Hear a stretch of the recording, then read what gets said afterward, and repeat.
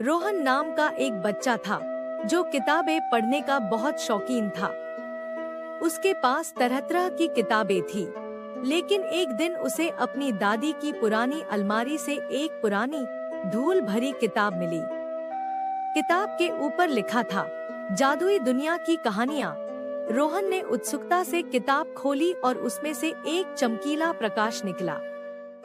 किताब में एक नोट था जिसमें लिखा था, जो भी इस किताब को पढ़ेगा वह खुद कहानियों की दुनिया में चला जाएगा। रोहन को अपनी आंखों पर विश्वास नहीं हुआ, लेकिन उसने हिम्मत करके किताब पढ़ना शुरू किया।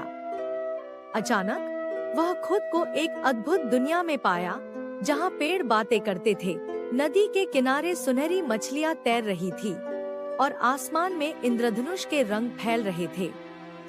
वहां रोहन की मुलाकात एक छोटे से गिलहरी से हुई। गिलहरी ने कहा, तुम जादुई किताब की वजह से यहाँ आए हो।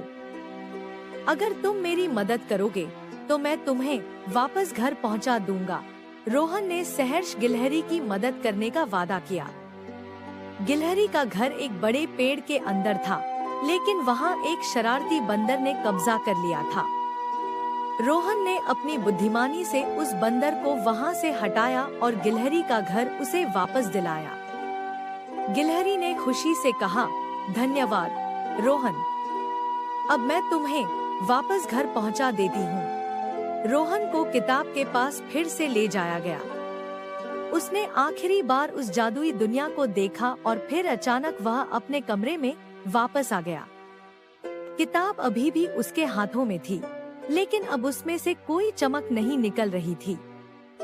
रोहन ने समझ लिया कि वह एक अनोखे अनुभव से गुजरा है और उसने तय किया कि वह अपनी इस कहानी को सभी दोस्तों के साथ बांटेगा। उसके बाद उसने किताब को अपनी अलमारी में संभाल कर रख दिया और वह खुशी खुशी अपनी नई कहानियों की तलाश में लग गया।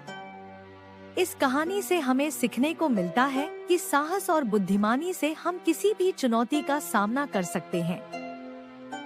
अगर आपको हमारी ये कहानी सुनकर अच्छा लगा तो लाइक करें और इसी तरह की और कहानियाँ सुनने के लिए हमारे चैनल को अभी सब्सक्राइब करें। थैंक यू और अपना ख्याल रखें।